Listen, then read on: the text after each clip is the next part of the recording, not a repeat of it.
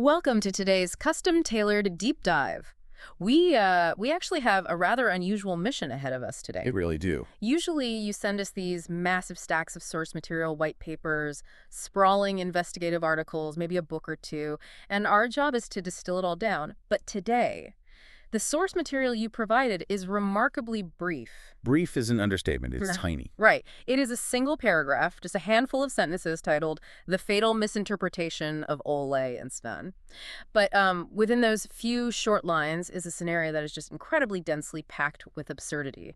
We are talking miscommunication, massive cognitive bias, and catastrophic decision-making. Yeah, it's a wildly efficient piece of writing. I mean, it manages to establish a scene, introduce a conflict, execute a tragedy, and deliver a total logical paradox, all in fewer words than it takes to order a coffee. Exactly. The density of the communication failure here makes it this fascinating, albeit very dark, micro case study in human error. And your specific request for this deep dive was right to the point.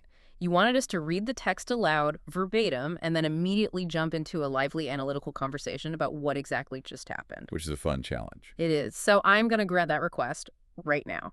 Here is the complete text of our source material. Let's hear it. Quote, "One day, Sven and Ole were hunting, and suddenly a man came running out of the bushes yelling, 'Don't shoot! Don't shoot! I'm not a deer!' Ole raised his gun and shot him dead." Oh, wow. Yeah. It continues.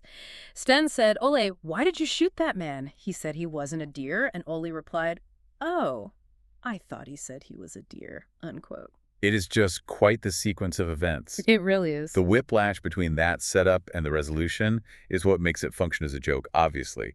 But if we treat it as a sequence of actual events, which is what we're doing today, it becomes a genuinely bizarre psychological puzzle. Okay, let's unpack this, because we really have to start at the very beginning to understand how on earth we arrived at that final absurd conclusion. What we are really looking at today is the mechanics of a catastrophic communication breakdown. That is the overarching theme here, absolutely. We are analyzing a scenario where human perception completely, entirely overrides objective reality. Yeah. We are looking at auditory processing failure, confirmation bias, and just a total collapse of logical reasoning.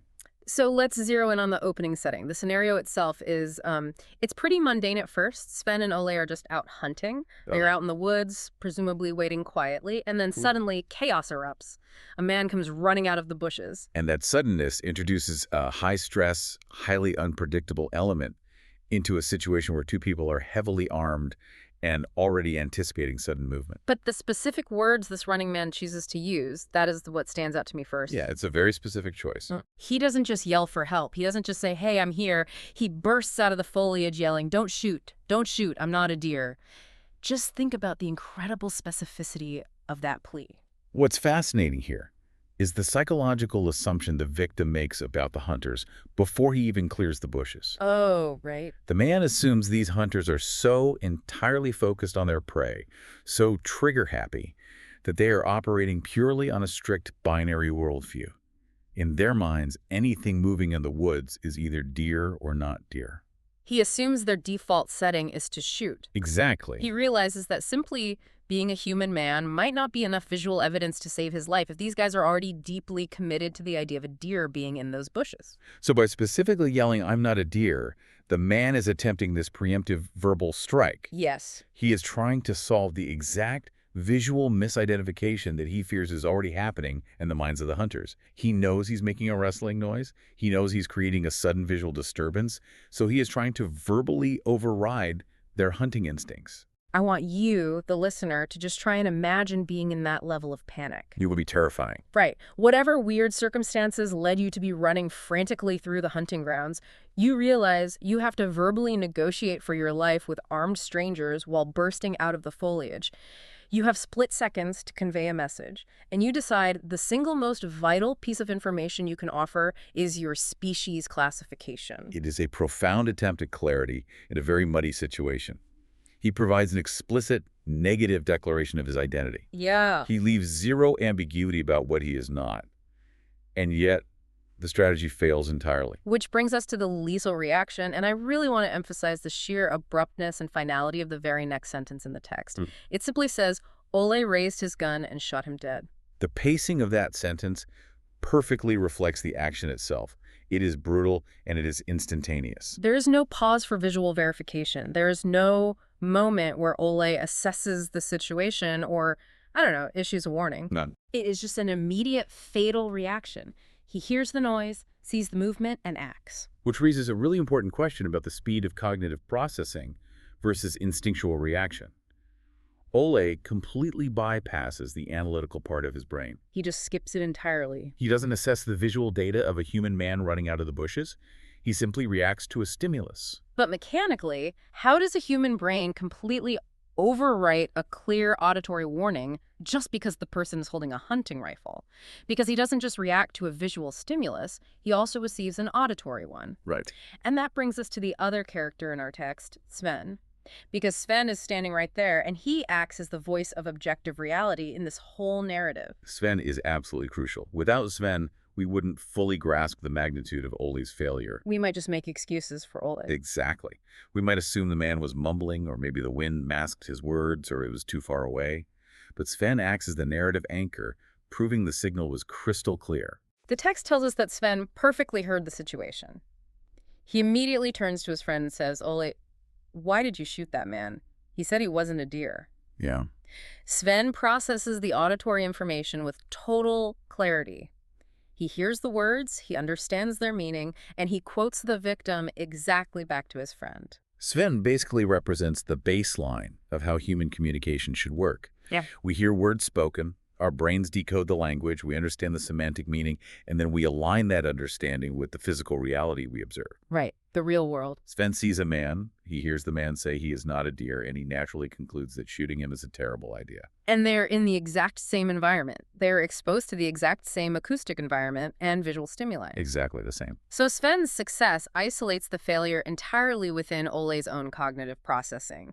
The message was sent clearly, it was received clearly by a rational bystander, but the intended recipient just corrupted the data upon intake. And that data corruption is the absolute pivot point of the entire narrative. Okay, here's where it gets really interesting. Ole's justification for pulling the trigger. When confronted by Sven, Ole casually replies, "Oh, I thought he said he was a deer." And right there, the entire fabric of logic just disintegrates. Totally falls apart. We have to spend some significant time breaking down the absolute mental gymnastics required for Ole to arrive at this conclusion. Let us dissect this profound failure in logic. Because, honestly, let's put aside the auditory mistake for a moment. Okay. Let us assume, purely for the sake of argument, that Ole genuinely heard the man yell, "I am a deer." The fatal misinterpretation. Right. Even if we accept that flawed hearing as his subjective reality, his subsequent action makes zero logical sense. It is philosophically absurd. It really is. If a man comes bursting out of the bushes and yells at you in fluent English, "I am a deer," your first thought should not be to take aim. No. Your first thought should be to question your own sanity, or at least the sanity of the guy screaming in front of you. You don't just go, "Ah, yes, a deer," and shoot. The logical absurdity is obviously the core of the joke, but analytically, it highlights a deep, terrifying cognitive blind spot. Yeah. By definition, a creature capable of running out of the woods and articulating a clear English sentence is demonstrably a human being, or, at the very least, a miraculous talking marvel of nature. Right. A biological impossibility. It is decidedly not a regular huntable deer. Just picture Ole's inner monologue for a second. He is standing in the woods. A bipedal man runs out, waving human arms, wearing human clothes, and Ole's brain registers the phrase, "I am a deer." It's so funny to think about. Does Ole's brain simply say, well, the visual evidence strongly suggests this human man, but he verbally identified as a deer, so I must respect his self-identification and shoot him? It's wild. It implies that Ole values auditory confirmation above all else, even when it contradicts every single piece of visual evidence right in front of his eyes. Yeah. But it's even worse than that, because he is relying on a completely hallucinated auditory confirmation. He misheard the man, and then used that misheard impossible sentence as the entire logical justification to pull the trigger. Why does the human brain do that? How does a person just magically filter out the word, not in a high-stakes situation? If we connect this to the bigger picture, what we are actually witnessing here is an extreme, albeit fictionalized example, of cognitive bias overriding basic common sense. It's confirmation bias interacting directly with the brain's reticular activating system, or the RAS. Okay, could you break down how the reticular activating system actually functions in a bizarre scenario like this? Sure. Think of the RAS as a bouncer at the door of your conscious A mind. bouncer. Okay. At any given second, your brain is being bombarded with millions of bits of information. Sights, sounds, temperatures, physical sensations. If you consciously processed all of it equally, you would just be paralyzed by sensory overload. You wouldn't be able to function. Exactly. So the RAS filters this data, deciding what is important enough to bring to your active, conscious attention. And how does the bouncer decide what gets through the door? It decides based on what you are currently focusing on, what you value, or what threatens you. It is the reason why, say, if you decide you want to buy a certain type of red car, you suddenly start seeing that exact red car everywhere on the road. Oh, yeah, that happens all the time. The cars were always there, but your RAS was filtering them out as irrelevant. Once you set the intention, your RAS starts letting that specific visual data through the door. So applying that to our guy Ole, he goes into the woods with one singular intention, to hunt a deer. Precisely. His brain is primed. His RAS is programmed with a single overriding directive, find a deer. Right. He is looking for deer, listening for deer, and interpreting any ambiguity in his environment as the presence of a deer. So when the man bursts out of the bushes yelling, "I'm not a deer," the raw audio hits Ole's ear. But his brain is moving so much faster than the sound waves, it just catches the word deer. It catches the word deer. Yeah. And because that word aligns so perfectly with his pre-existing goal, the brain latches onto it and aggressively discards the contradictory data. The word not. Exactly. The brain optimizes for speed over accuracy. It essentially says, I hear the word deer, I have a gun, my goal is to shoot a deer. Action authorized. It perfectly aligns with his intention to shoot, so he just doesn't pause to question the sheer impossibility of the statement. He heard a man claim to be an animal, and he accepted it as absolute truth because it was convenient for his hunting trip.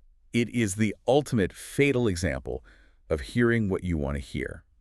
The disparity between the severity of the action, literally shooting a man dead, and the sheer flimsiness of the justification, I thought he said he was a deer, is immense. It really is. But this is exactly how cognitive bias works. Yeah. It bends reality to fit the narrative we have already constructed in our heads. It really makes you wonder what Ole thinks deer actually are. Right. I mean, if he genuinely believes a deer can run out of the bushes and speak English to him, does he think they're some kind of woodland trickster? Walkers or something. Yeah.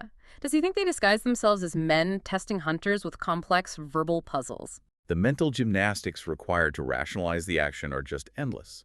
You have to assume Ole lives in a reality where animals possess the self-awareness to announce their species, and where the appropriate response to such a biological miracle is immediate lethal force. It takes the classic concept of a miscommunication, like mishearing a lyric in a pop song, and amplifies the consequences to a ridiculous degree.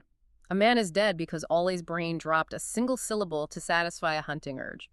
And because he actively refused to let the visual data correct the corrupted auditory data. Yes.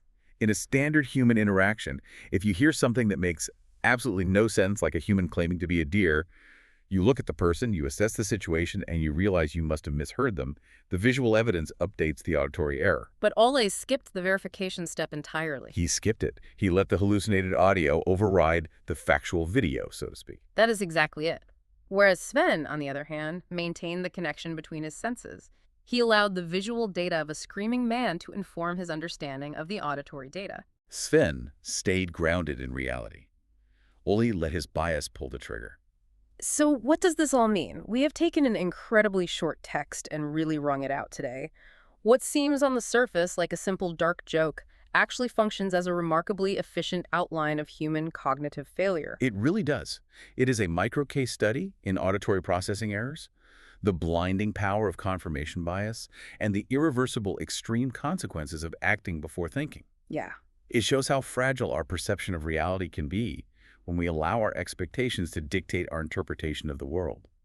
The brain is a powerful prediction machine, but when its predictions override objective reality, the results are disastrous. And bringing this back to everyday life for you, the listener, while hopefully you will never find yourself in a literal life or death hunting scenario, universally applicable. Absolutely. The danger of hearing what we want to hear rather than what is actually being said is a daily challenge for all of us. Whether it is in a tense business negotiation, a disagreement with a partner, or just consuming information online, we all possess that internal mechanism that desperately wants to bend facts to fit a pre-existing narrative. We filter out the nots and the don'ts to construct a reality that gives us permission to do what we were going to do anyway. Exactly. It is a stark reminder to slow down, listen to the actual words being spoken, and verify the information with the objective reality around us.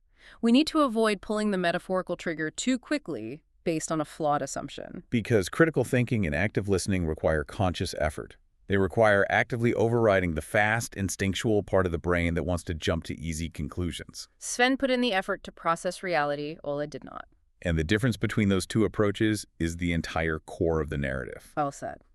Before we wrap up this deep dive, we want to leave you with one final provocative thought to mull over. Something that builds on the sheer absurdity we have been discussing for you to explore on your own. Consider this puzzle. Let us pretend for a moment that Ole's impossible reality was actually true. Imagine you are out in the woods, and you encounter a literal physical deer. Okay. Suddenly it looks right at you, opens its mouth, and clearly states in English, "I am a deer." Wouldn't the very existence of a talking, sentient animal capable of human language be the ultimate, undeniable reason not to pull the trigger? It really makes you question what kind of logic Ole is operating under in any universe. Thank you for joining us on this deep dive. It has been a really entertaining journey through a very tiny, very fatal misinterpretation. Keep those source materials coming, and we will see you next time.